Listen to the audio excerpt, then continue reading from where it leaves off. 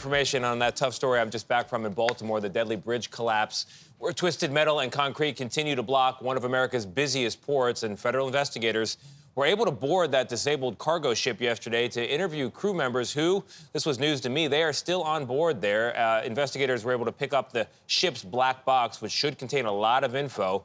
And we were also learning more about some of the highway workers killed in this tragedy and the families that they have left behind.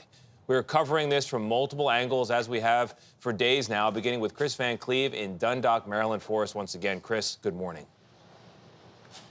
Good morning, Tony. 21 crew members are on that ship. There were also 2 pilots on board when the accident happened. Now, search teams say they're not able to reach the remaining victims whose bodies are in the water until some of the debris is removed. So this is now a salvage operation.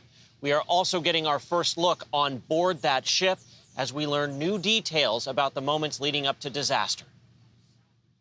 It's just utter devastation. New video this morning aboard the cargo ship Dolly as investigators begin gathering evidence among the mangled mess blocking the Patapsco River after the Francis Scott Key Bridge collapsed. It's a massive undertaking for an investigation. You know, it's a very tragic event. An NTSB review of the ship's voice data recorder shows the Dolly left port at 1:07 Tuesday morning. Less than 20 minutes later, the first sign of trouble. The vessel appears to lose power. About a minute and a half later, with alarms sounding, the onboard pilot called for help, asking nearby tugboats to respond. But the ship was already heading into a worst-case scenario collision course.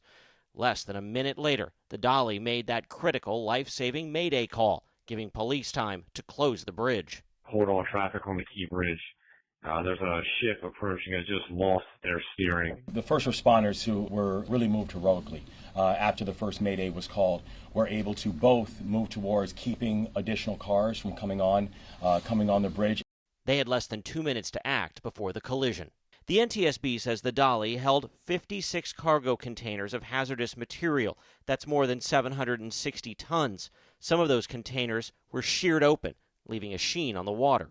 There is no threat to the public from the hazardous materials on board. The investigation is just beginning, but has the benefit of this video. How helpful is the video that shows what happened? Certainly it is helpful, but the NTSB has to focus on data that we are able to validate. I can't believe that happened. Michael Singer helped set up the camera for a maritime interest group, never realizing it would capture such a tragic moment of history. It's iconic to the city. You know, people connect with it. It's really shocking that it's gone.